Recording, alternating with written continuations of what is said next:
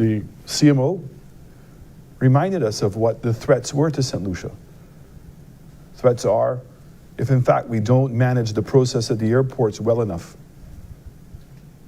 with our tourists coming in, and if we don't, or we're not disciplined in how we deal with the tourists at the hotels.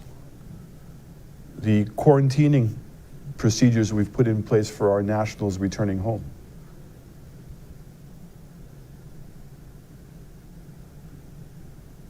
And one of the critical protections that we've put in place is for us to continue to act like we have COVID, which is wearing our face mask, hand sanitizing, social distancing. And we have to do that because the threats are real. But the threat that probably has concerned us the most has been the threat of persons coming into St. Lucia illegally. Because it creates a dilemma. One, we don't know if those persons have COVID because they wouldn't have bothered to check before they come in illegally. And when they come in illegally, and because it's illegal, everybody wants to keep it as a secret. And it would appear that that's what's happened to us. And because we have to admit as a nation, that we have lowered the bar. When we sat with the minibus drivers for months, because the CMO was persisting that they had to remain at 10. And they felt singled out. And the concession was that we would allow it to go back to 15, but with the clear understanding that they as an association would help us to enforce face masks, hand sanitization. Sadly, we've not done a good job, not a good enough job. And I say we, I'm not going to put the blame on the association. We've convinced ourselves that there was no COVID in St. Lucia, falsely. So tonight, I'm here because I'm asking both the Ministry of Health and also the Commissioner of Police that we need to deal with this situation in the absence of any clear evidence that we are going to have a community outbreak. Certainly, when you look at the details of this case, it would be hard to believe otherwise. And so we must start from today assuming that there are many more people who have COVID than the test results actually show. And so to do that, starting now, all of us need to start wearing our mask on a more regular basis. In fact, once we're out in public, we're going to have to do so.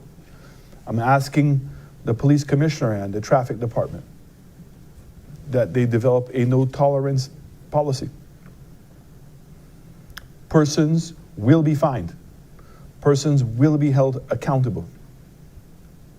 Businesses need to double up on their efforts. Many of you have been doing it. I myself have gone many times to restaurants or places and reminded constantly, you have to wear your mask to come in. And I applaud those persons that have continued to do that. And I'm asking you to double up on your efforts. But I'm here tonight to appeal to all St. Lucians that this is serious. What's at stake is not only the health of our nation, but is also the economics of our nation. It's no secret. The government has exhausted all of the efforts, all of the resources with the NIC and donor agencies to provide a social stabilization program for the public and for those persons who've lost their jobs. We have no more money. What we're hoping to do is to regain the strength of our economy so many persons can be reemployed. And I want to thank those hoteliers that have come forward and opened up their hotels and start paying salaries despite knowing that they're going to lose money for several months. I want to thank those businesses that in the worst of times maintained the employment and showed the humanitarian side of economics. But the reality is that we have a battle. If in fact there is a community outbreak, we have to do everything in our power to contain it as fast as possible.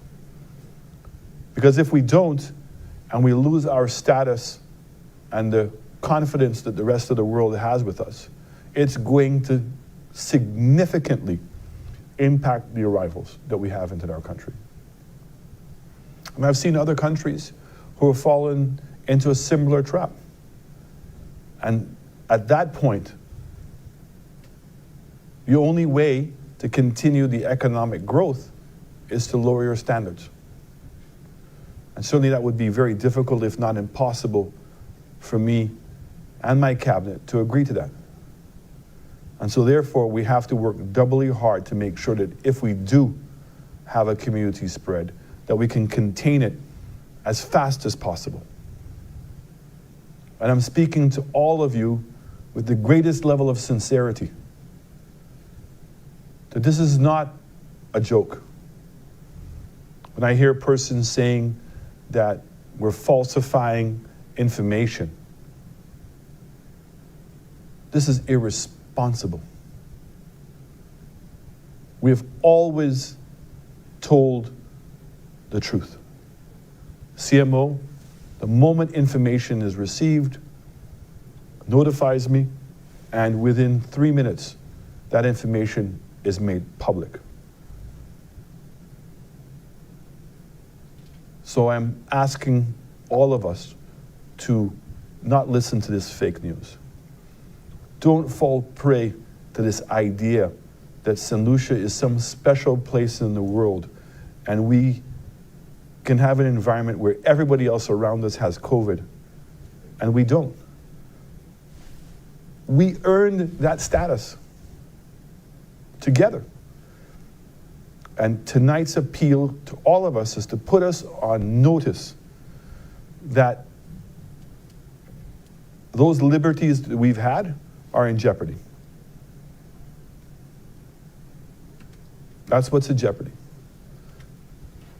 And unlike what was being promoted, that I was going to announce the shutdown of the country tonight, it's the furthest thing from what we want to do. We don't have the evidence to determine, as yet, the extent of this spread, this community spread. And certainly within the next couple of days, the CMO and her team will be receiving results of the test, and we'll understand how many more people might have possibly been affected. But let us pray that it's very limited and that we've caught this early.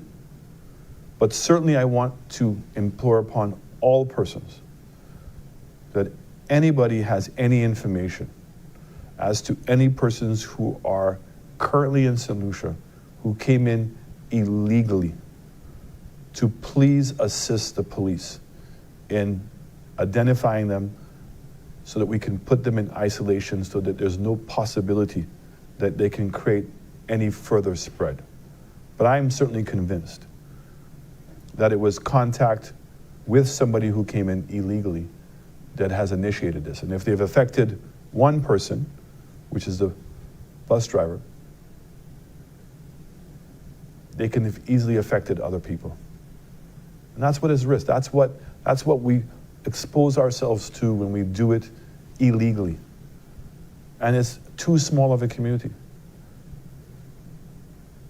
So I'm going to ask the commissioner to address you tonight, but in the discussions I've had with him, I'm asking him to please enforce the laws. And I'm looking for the support of the general public. I had an opportunity to have a discussion with the leader of the opposition and also with the district rep from where the bus driver resides. I'm appealing to everyone. Let's work together. Let's meet this crisis head on. Let's accept the fact that the reality is, the realistic reality is that there's going to be a wider spread, and that we need to start behaving like that from now. And please work with the police officers.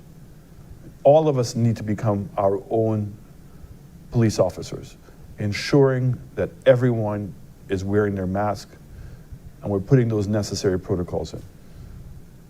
Those are there to protect all of us. We've seen globally that when you do these things, it significantly reduces the possibility of COVID spreading.